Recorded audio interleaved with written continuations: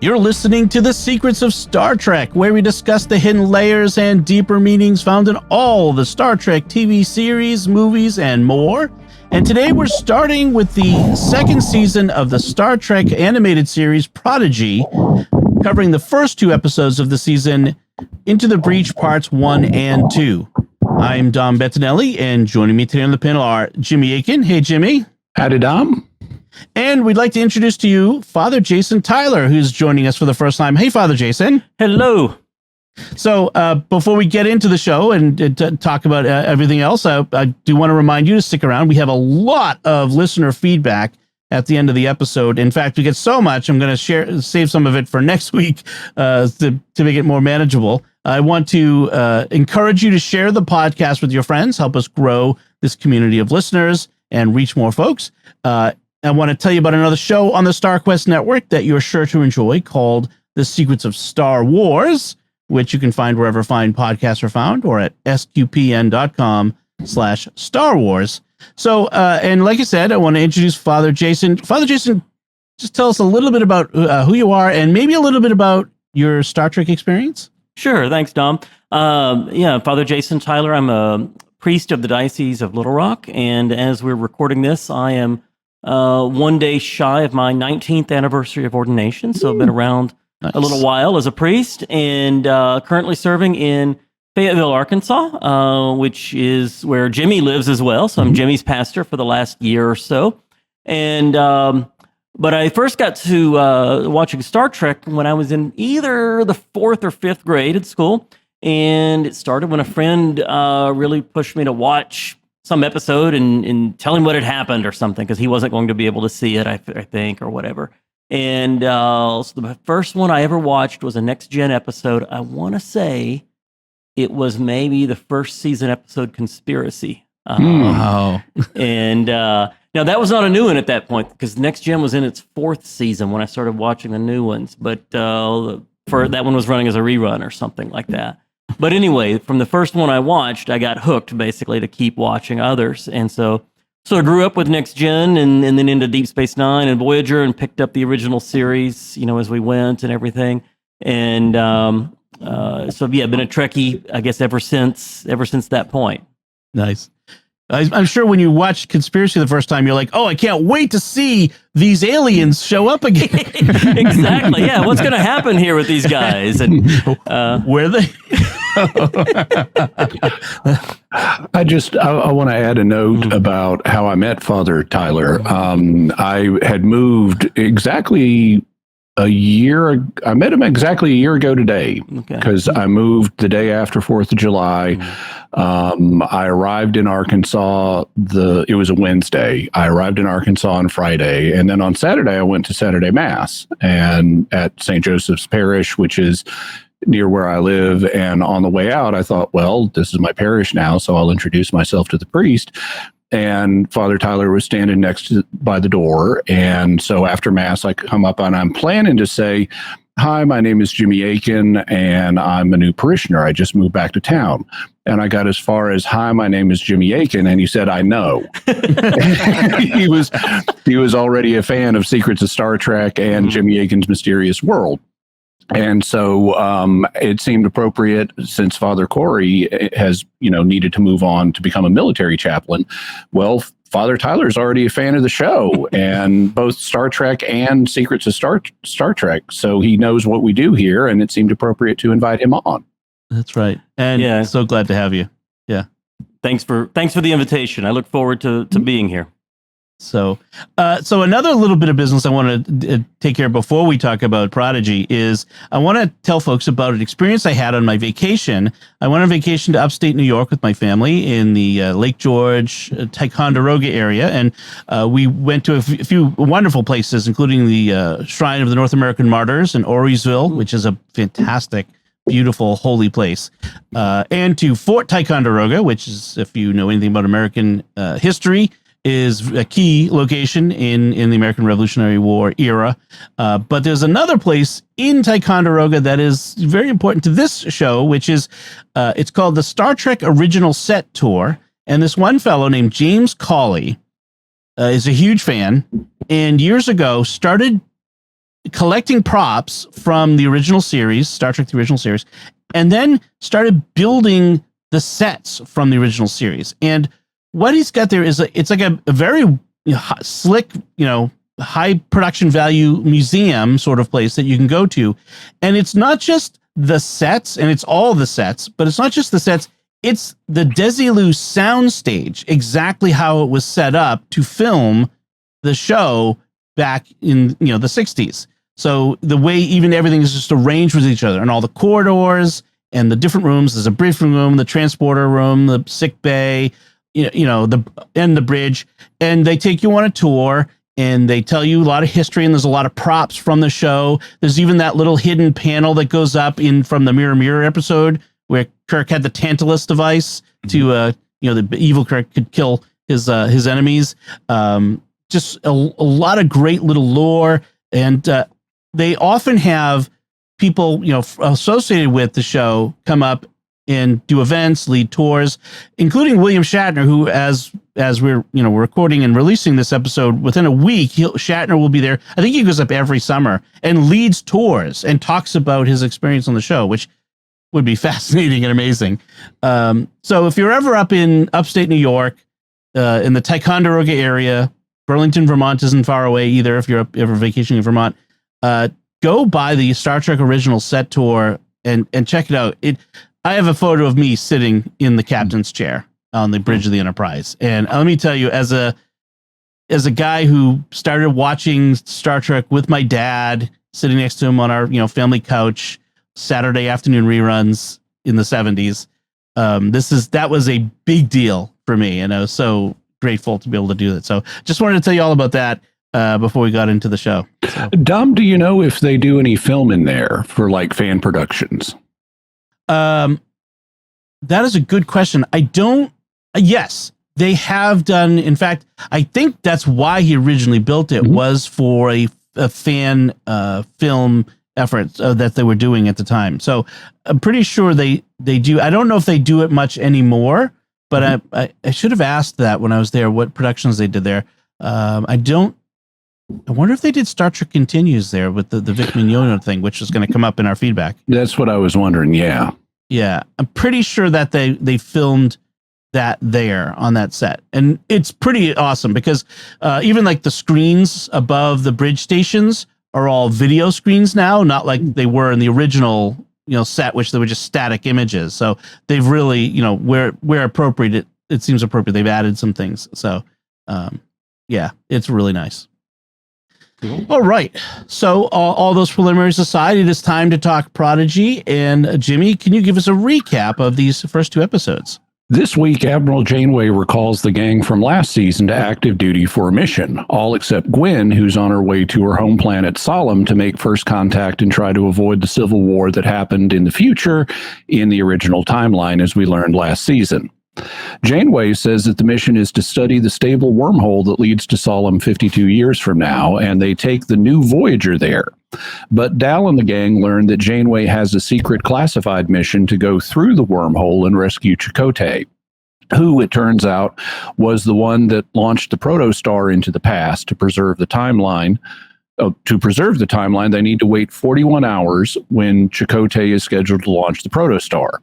To accomplish the mission, they have a special cloaked ship called the Infinity, which has temporal shielding to protect against paradoxes, so we're going to be encountering some of those. But the mission is in jeopardy because Starfleet is on the verge of concluding that it's too dangerous, and they're planning to pull the plug on it. Meanwhile, Gwen arrives on Solemn, but while she's there, an older version of Essentia shows up and denounces her as a traitor. Gwen flees to find a younger version of her father, the Diviner. She convinces him that she's his daughter from the future, and to prove to the elders of Solemn that Gwen is a real member of the Valnakat race and not a traitor, she needs to perform a life or death ritual, so she's going to be doing that.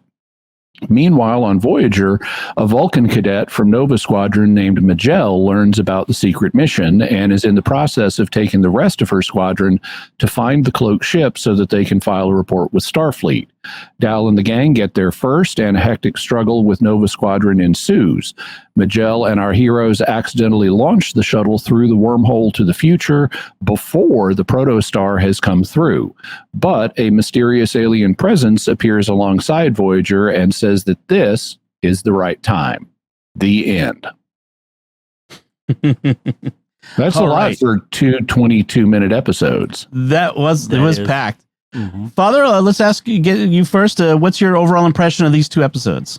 I thought it was a great start to the new season, enough to catch my interest and to see that we've got hopefully an interesting storyline developing. All right. Jimmy, how about you?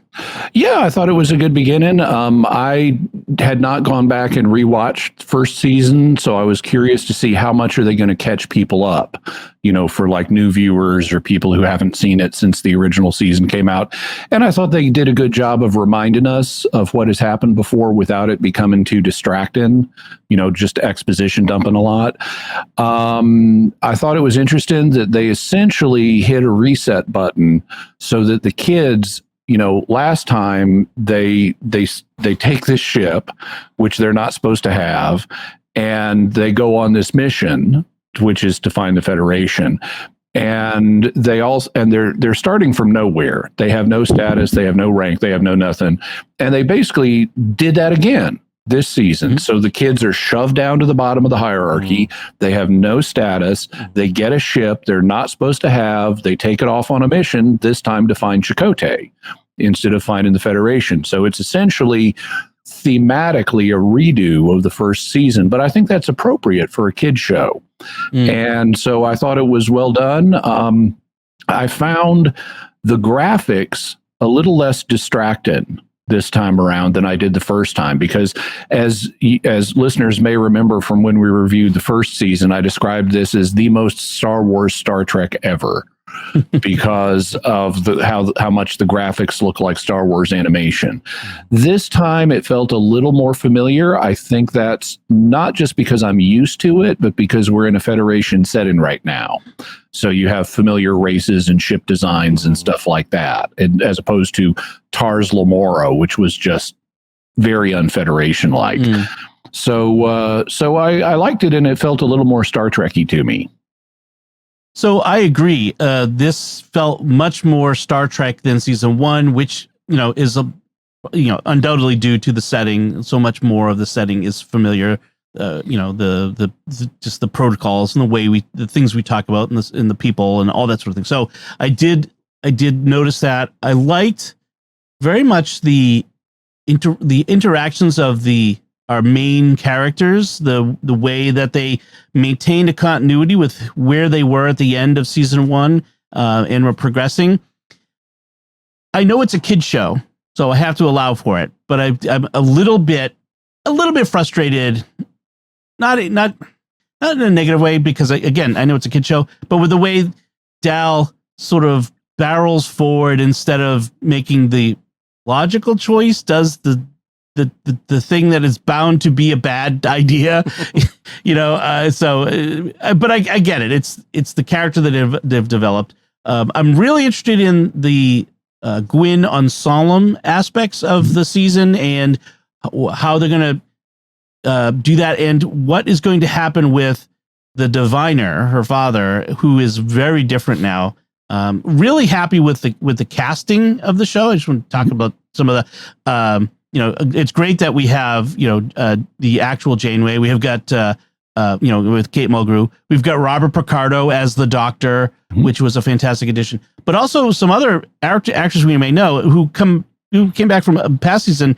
The diviner's John Noble from the fearsome chicken eating scene in The Two Towers. the tomato.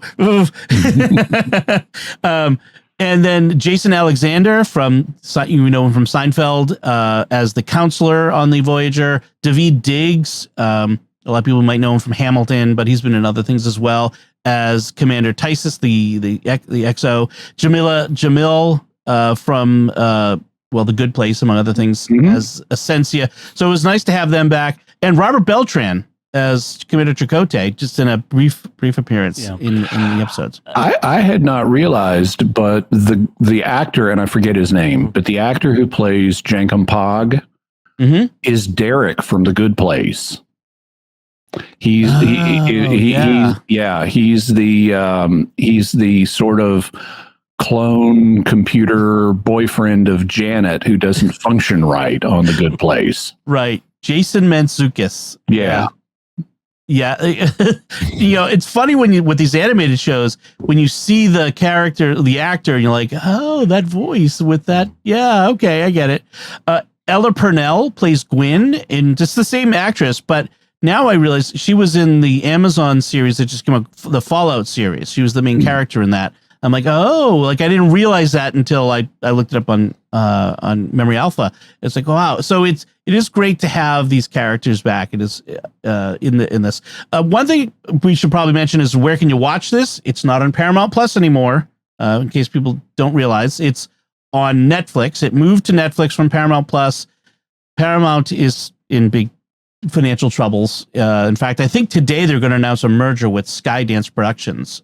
So that we'll see. Yeah, it may have implications for other Star Trek series in the future. But so Netflix grabbed the second season of Prodigy when Paramount Plus canceled it, which makes sense. People are like, why Netflix? Because Netflix is a distributor for all of the Star Trek outside the U.S., internationally. So I think it made sense. So they dropped the whole season at once. We're going to be covering them, week by week. Wherever there's a two-parter, we'll cover the two-parter in 1 week. But for any single episodes, we'll just cover them 1 week at a time. So, but you can watch the whole season right now.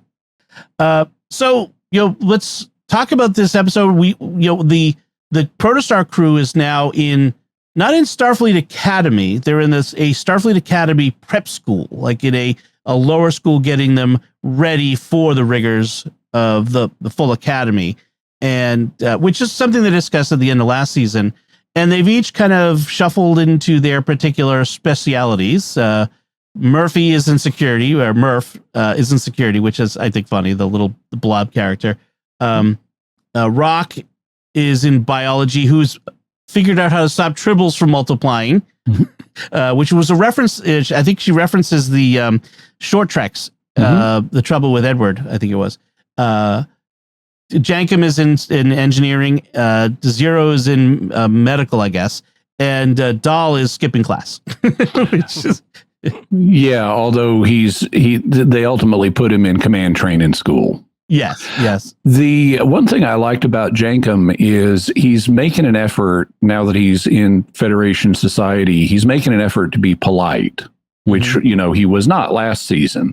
He was very blunt. And now he's making a conscious effort to be polite to people, which some have noticed it's even a little disarming from a Tellarite to be that polite. But when he meets the doctor, and the doctor's a hologram and explains, I'm here to escort you to Captain Janeway, he's like, great, and tosses his duffel bag at the doctor's feet. And the doctor kind of kicks it and says, I'm a doctor, not a butler.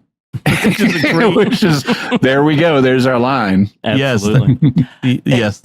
And I think, is Prodigy the first time we've ever heard a reference to the Starfleet Academy prep school? I mean, we've had Starfleet Academy show up in several series in different places, but I don't remember even a mention of the prep school before this series. I think it's the first. Yeah. It makes sense that there would be one because people study to get into prestigious academies. Certainly. What I had a bit of confusion about, that I might clarify if I went back and rewatched the last episode of the first season, was I thought they were part of a different program. Like they had been assigned like junior officer ranks as part of like non-commissioned officers. Because of their experience getting the Protostar back to Starfleet. And it seemed like they lost that status. So I was confused about that, but that could just be my bad.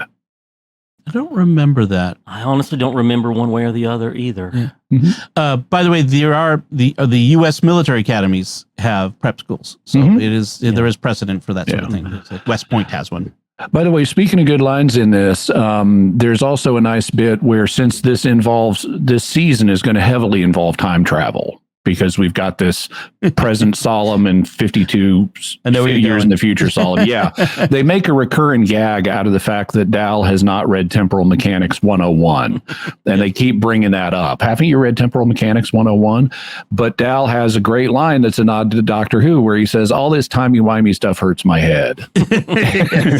I did the fist pump when I heard that. Yes, because that's nice crossover.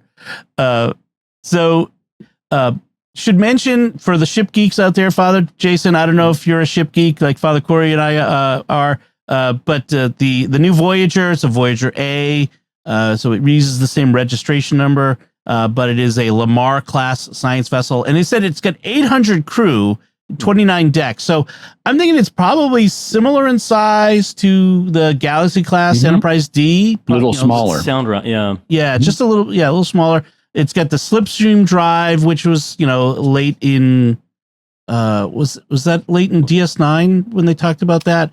Or was it Voyager? It was in Voyager where they really did stuff with slipstream. Yeah. Oh, right. That was introduced when they sent the ship from the Alpha Quadrant to help them.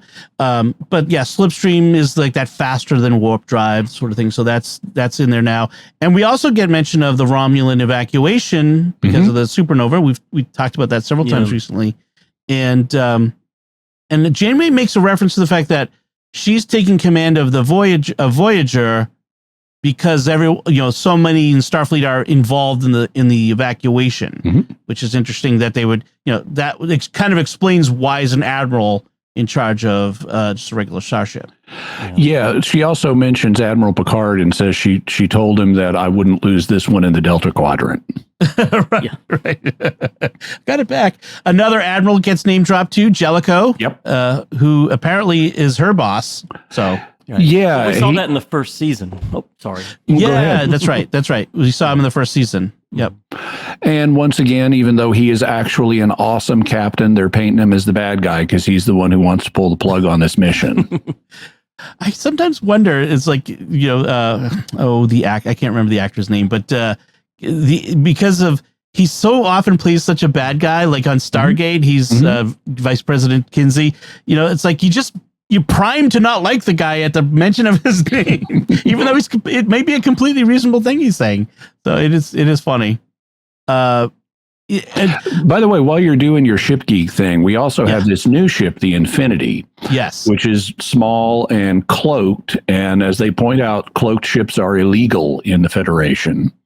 So they're breaking some laws by having this thing. They're violating the Treaty of Algeron. Yes. Although, given the destruction of Romulus, who knows what that exact legal status is. Yeah. But it doesn't look, at least from what I saw of it when it was uncloaked, it doesn't look that stylish to me, but then I'm not a ship geek, so you can tell me how cool it really is. It looks kind of like a bulky shuttle-ish sort of thing. So, but it actually reminds me a lot of the Marine dropship from Aliens. The second Alien movie. So it's got some resonance there. It looks like kind of like a transport vessel. Yes, right, exactly. It's all about moving people and supplies. Not exactly another Delta Flyer. No. Another ship that gets mentioned, but I should point out we're going to undoubtedly see again is the Protostar, because they're showing up now, as we said, kind of leaping ahead. 41 hours before Chakotay launches the Protostar. So we're going to see the Protostar here. So it's kind of interesting that that ship is not gone, even though it was destroyed at the end of season 1. So it'll be interesting to see. By the way, and we're kind of at the transition from episode 1 to episode 2 at this point. And one thing I liked is, so they get the Voyager A has a third shuttle bay, which is hidden. It's a repurposed, storage locker. But it's not on the schematics. Nobody knows about it. It's classified. Only Janeway and her key officers know about it. And the kids discover it. And so they go down there and they find the Infinity. just before Janeway and her key officers come down. She's got like a Tellarite and an Andorian and the doctor, and who all know about this mission. And the kids are already in the shuttle bay when Janeway and her officers show up to look at the Infinity and talk about it. And Murph, being a stretchable goo ball, attaches himself to the ceiling and scoops up the others with him. So they're way high up where you can't see them, but they can hear the discussion that's happening with Janeway and her officers. So that's how the kids learn the backstory of what this ship is. But as they're doing that, for some reason, Murph starts slobbering, and he has little drips of psychedelic goo hitting the deck of the cargo bay right next to the Andorian officer's feet. And they're setting us up for all the Andorian officer has to do is look down and see the goo and then look up and they're all cooked. And you think that's what's going to happen. And the Andorian officer then looks down, he sees the goo, he puts his fingers in it and says, there must be a leak somewhere. I'll have to get that checked out. And they totally avoid what, the setup they were giving us. That's right. Speaking of Janeway, the secret mission. I mean, she's off book. I mean, and this is clearly she's planning to disobey orders in order to save her friend, right. Chakotay. And even though she's been ordered back, she's willing to break the treaty, break the law, and do this. So it is interesting to see this, and then have our Protostar crew, who are, especially Dal, who's a bit of a maverick himself, getting upset that she's lying to them, like them specifically, as if it's a bit of the self-centeredness of adolescence, I suppose, where it's about me, and how dare you lie to me. So it's interesting to see, the reaction to that, but also to know that Janeway's got plans, she's got agendas, she's still Janeway, right. in that sense. And if we didn't know Janeway already from Voyager, we might see this as her being set up in the sort of Badmiral trope, right? The bad admiral thing, like Admiral Pressman, right? This is very similar, right? I mean, even down to the whole illegally cloaked ship and everything. That's right. It would, if you don't know Janeway already, it sets her up in that frame. And then we have, the Protostar crew itself, and there's a tension within them. So Dal is unhappy. So when they all get to the Voyager, they all get their assignments. Rock is assigned to cetacean ops, where she's very excited to hang out with whales and dolphins. Jankum is in engineering with the slipstream drive. Zero's in sick bay, but Dal and Murph's in security, doing security training on the holodecks. But Dal ends up having to study books because he's in the command track and he's just surrounded by books. And Dal is, if we know anything, he's not a kid who likes to sit around reading. He wants to do stuff, and he's very unhappy. And there's actually a moment where he learns by doing. Yes. And he kind of laments to Rock and the others, like, we used to be heroes. He's remembering it wasn't long ago we had our own starship, as you mentioned, Jimmy. We had our own starship and we're doing our own thing on our own missions. Now we used to be heroes. We saved Starfleet. And Rock reminds him, like, they also almost destroyed it. Well, right. He conveniently forgets. Yeah. Rock reminds him, we'll be heroes again. We just have to finish our studies. We have to go through the academy. We have to do the thing. It reminds me a lot of Kirk in the 2009 Star Trek movie. The Maverick who didn't want to go to school, wanted to just jump right into things and be a hero. So it seems to be a theme that we've developed in modern Star Trek in some ways. So in episode 2, we focus much more on Gwen. She has like a single scene where she's talking on FaceTime with Dal in the first episode. She's on her way to Solemn to make first contact, but then we actually see that happen in episode 2. So she arrives on Solemn, and it turns out she's on some Federation transport ship with like one other officer. I mean, that's all we ever see is the one other officer. And the officer says, this is as far as I go, but I'll be here in orbit in case you need me. And she beams her down. And she beams her down in full public view. And I'm going, wait a minute. I mean, this isn't a warp civilization, is it? You're violating the Prime Directive by doing that. And second, what are you doing sending a 17-year-old child to make first contact with an alien race unescorted when you know there's a civil war in its future? Right. And sending her in some kind of Starfleet uniform. I mean, if you're sending her because she's Val Nakot and you want to, befriend, send one of their own to befriend them, why use a Starfleet uniform as part of the process? And she's essentially an alien. She's never been to this planet. She was born at Tars Lamor in the past, in Solomon's present, timey-wimey.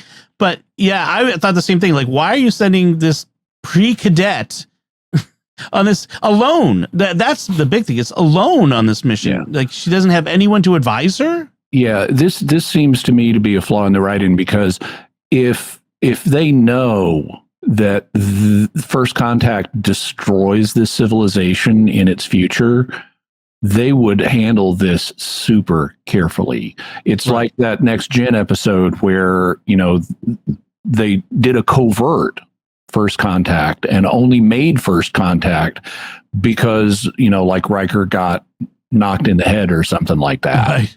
Kirk explains in that after First Contact with the Klingons, things went disastrously wrong for decades. And that's what you're looking at here. This should be a stealth, covert First Contact where you take your time, you infiltrate, you gradually introduce yourself to the leaders and so forth. You don't just walk in the door and say, "Hi, I'm from people you've never heard of, and they really like you." Right. Yeah. You wall it off, you prevent anyone from coming in, and then you do it super slow. But of course, that doesn't make for an interesting story. So it lacks a little bit of logic. That conversation between Dal and Gwyn, I think, is setting something up, by the way, because in it, he worries that, aren't you going to change the future and cause yourself to cease to exist? And she explains the basically branching timelines. And this is what Star Trek has. It's interesting. Star Trek has in the past had a theory of time travel where if you go in the past and change something, it changes the future. But now they're saying no, especially since we've had the J.J. Abrams movies. No, we create branching timelines now. Doc Brown explained it better in Back to the Future. Yeah.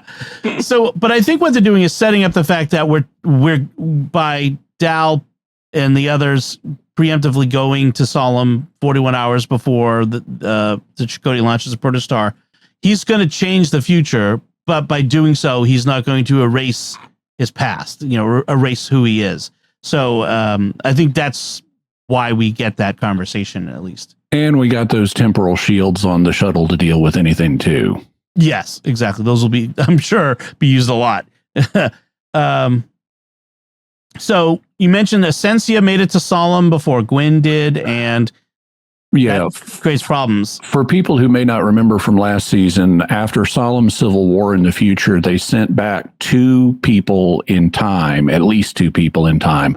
One of them was the Diviner, played by John Noble or Walter Bishop of Fringe, and the other was Essentia, who was impersonating, I think she was a Bajoran or something like that. But she was using some kind of technology to mask her appearance. And both of them had missions to stop the First Contact, to prevent the Civil War. And the Diviner, Gwyn's father, eventually kind of turned around, but Essentia, played by Jamala Jamil of The Good Place, she never turned. And so the Diviner died, and she's here, and she's determined to stop Gwyn from making peaceful first contact. Right. And so she's shown up and basically poisoned the leaders of Solemn against Gwyn. And it's interesting, even her younger self is there and questions, Gwyn, I'm Val Nakot. See, there's me as a younger person there. Who are you? Like, you're not even from here. You're an alien. You just look like one of us, and turns them against her, which, frankly, could have been predicted. But it'll be interesting to see how they pay this off, because they've set up some ritual from the dawn of Solemn time where Gwen can prove herself to be a true Valnakat. And I'm guessing there's some kind of no true Scotsman fallacy involved. You know, it's like, if you survive this, then you are one of us. You know, whereas a genetic test would determine that on the species level. So this has to be some kind of cultural thing. Yeah. Of you're one of us culturally if you can pass this test, and then we'll believe you. I really like the design of the Valnaka culture, the aesthetic of it. I mean, the leaders have this weird like helmet that covers their eyes. And there's always, been this heirloom device, which, shapes to whatever Gwen needs it to be, which she uses as a way to prove to her father that she is who she says she is, because he's still got it in the past. It's the same device. Mm-hmm. And he's able to recognize it from the shape or something like that it forms. There must be something particular to it. But his name is not the diviner. That's his title, obviously. It's Ilthurin, I think is his actual name. Ilthuran. And so he's an interesting character. He seems a lot friendlier, a lot more open. He hasn't been damaged by the Civil War in the future, psychologically. But he seems a little still odd. He's still an odd duck. Mm-hmm. And that may actually be to Gwen's advantage, because it means he doesn't quite fit in with the rest of Solemn society, because he's so focused on the stars and stuff. So interesting to see that coming out in this character.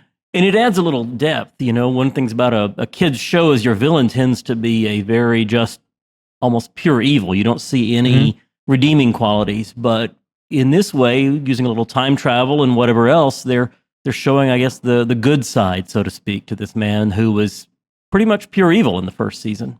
Right. I mean, even as a father to Gwen, he treated her like an object, like an extension of his will.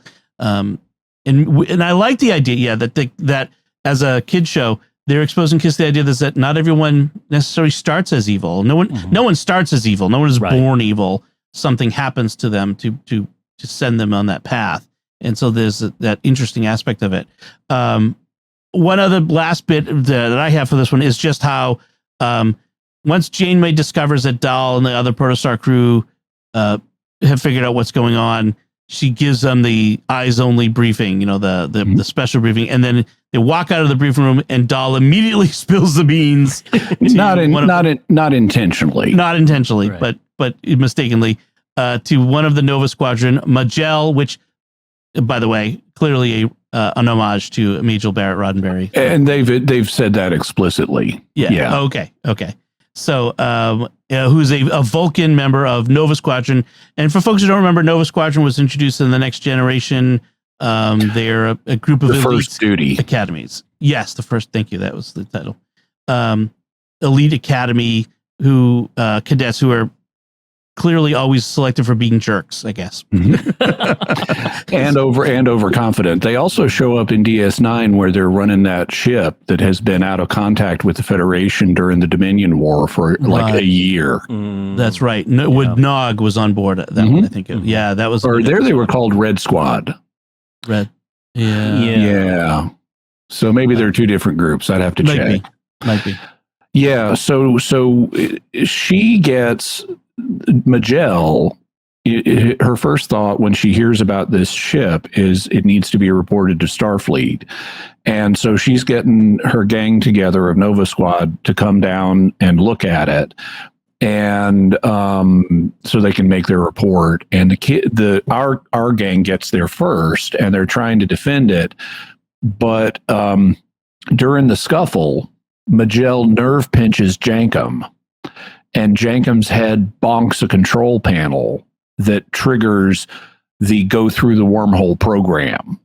And so Magel is on the ship when that happens. So Magel has now been added to our main cast and our main group of heroes. So she's going to provide the tension in upcoming episodes, just like we had tension between Dal and Gwen in the first season. Now we're going to have tension between Dal and Magel. And what is it with, because we also got Talin over on Lower Decks. What is it with young Vulcan Lower Deck women that joined the main cast all of a sudden? That's right.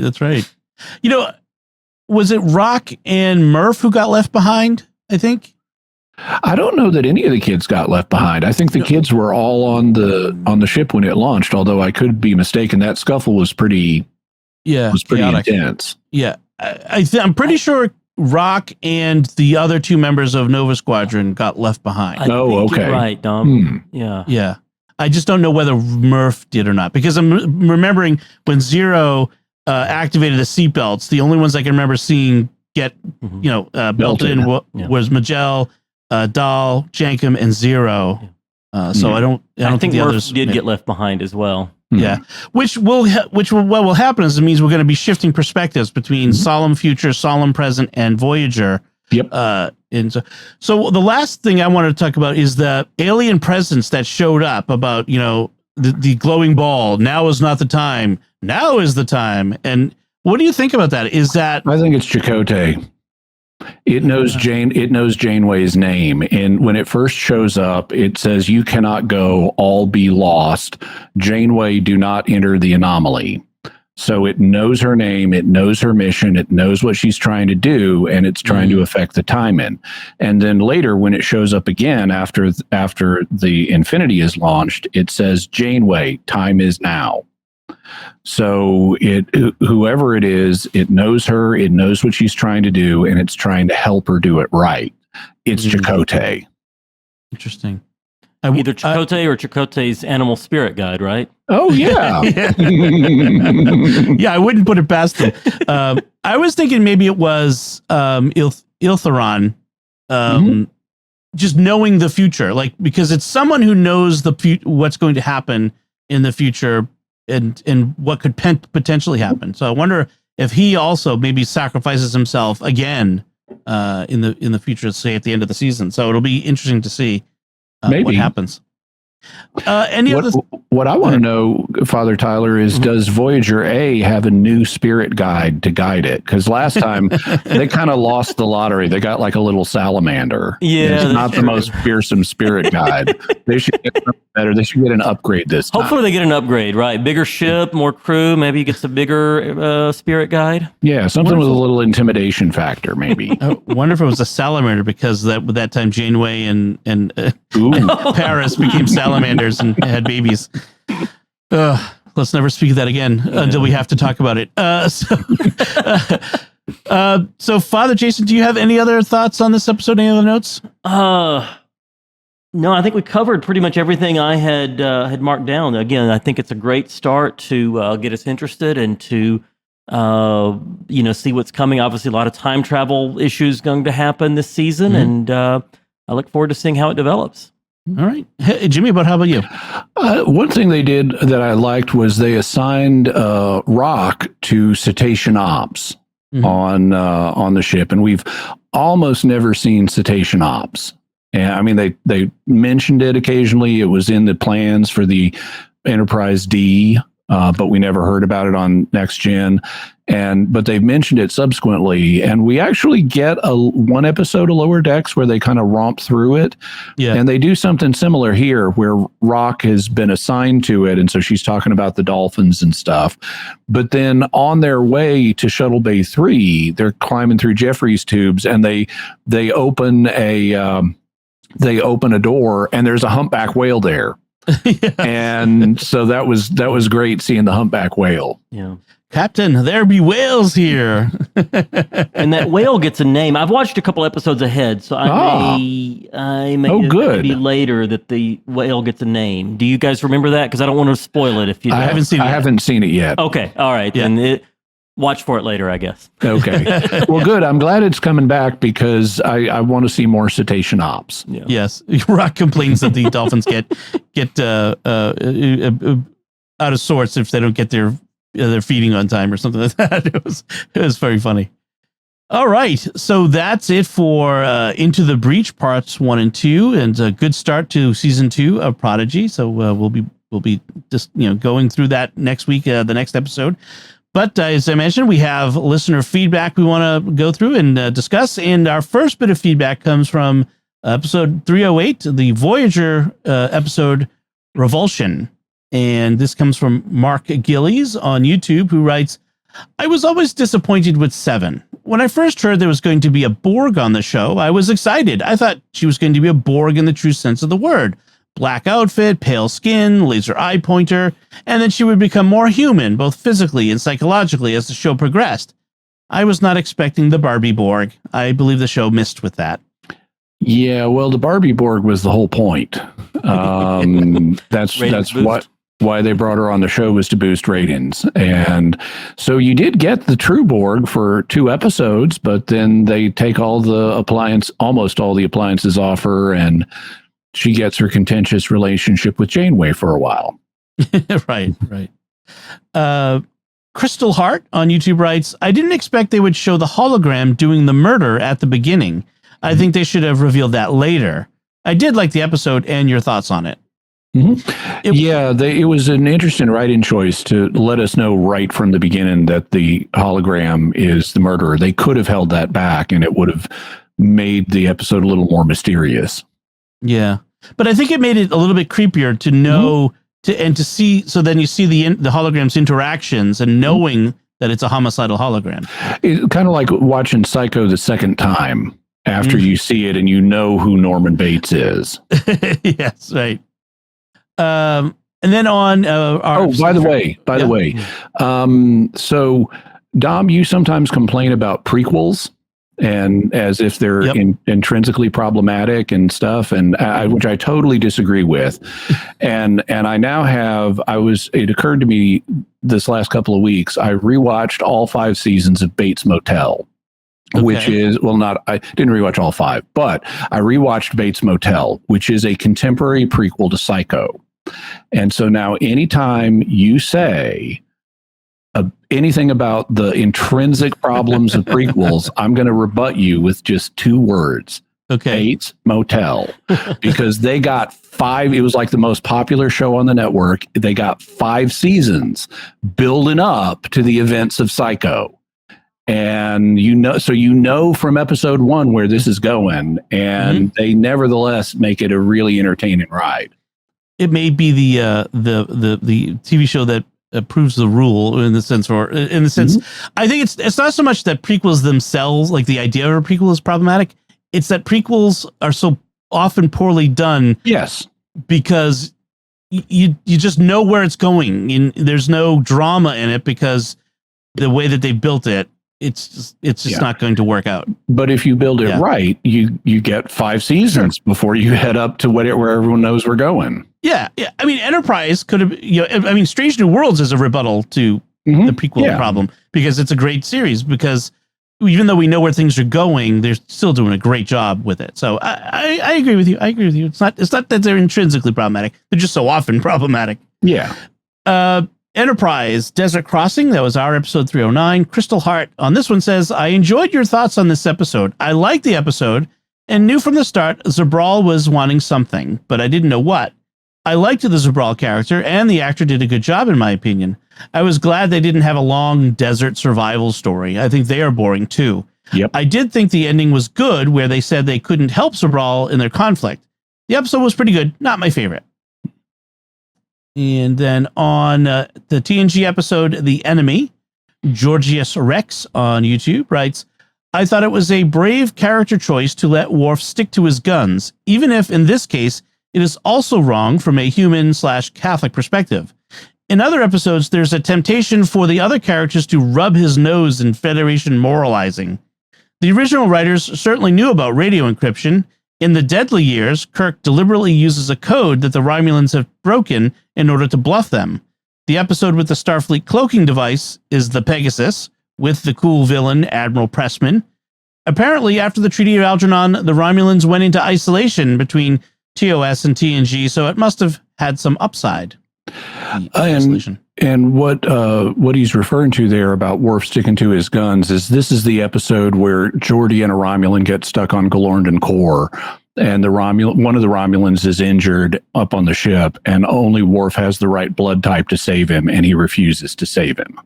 And the Romulan dies because of it. Yep. And then on our discussion of the Enterprise episode 2 Days and 2 Nights, Dennis on our Discord channel says, in reply to Father Stika's and Jimmy's comment on 2 Days and 2 Nights regarding the crew and engineering getting stuck on the ship while everyone else gets to go on shore leave, called Liberty in the Navy, that actually happens quite frequently, especially if it's a port where we can't shift to shore power and shut down the engineering plant. So, yeah, it happens, speaking as a career sailor and retired Navy chief. So, thank you, Dennis, and thank you for your service. We appreciate that. Yeah. All right, so that's all of our feedback this time. And now we'd like to take a moment to thank our patrons who make it possible for us to create The Secrets of Star Trek, including Kenneth W., Marcin K., Mary G., Sheila B., and Ashley G. Their generous donations at sqpn.com/give make it possible for us to continue The Secrets of Star Trek and all the shows at StarQuest. And you can join them by visiting sqpn.com/give. This StarQuest show is also brought to you by Exodus 90 and the Exodus 90 app, a daily companion to help you grow closer to God and to become the man you want to be. This summer, join the Enthronement to the Sacred Heart, the Exodus 90 Summer Book Club, and St. Michael's Lent, beginning August 15th and leading up to the Feast of St. Michael the Archangel on September 29th. Go to exodus90.com/SQPN for a 14-day free trial to the Exodus 90 app and to learn more about St. Michael's Lent. That's exodus90.com/SQPN to join us for St. Michael's Lent starting August 15th. So that's it from us. What did you think of Into the Breach Parts 1 and 2 and this beginning of the second season of Prodigy? Let us know by commenting on the show at sqpn.com/trek, our Facebook page, facebook.com/StarQuestMedia. Send an email to trek@sqpn.com or visit our Discord community at sqpn.com/discord. Or you can watch The Secrets of Star Trek on our YouTube channel at youtube.com/StarQuestMedia, where you should leave a comment, subscribe, and hit the bell to make sure you get notifications of new episodes. We'll be back next time when we'll be discussing the next new episode of Prodigy called Who Saves the Saviors? Until then, Jimmy Akin, thank you for joining me and sharing The Secrets of Star Trek. Thank you, Dom, and live long and prosper. Father Jason Tyler, thank you as well. Great to be here. Thank you. And once again, I'm Dom Bettinelli. Thank you for listening to The Secrets of Star Trek on StarQuest. And remember, didn't you read Temporal Mechanics 101?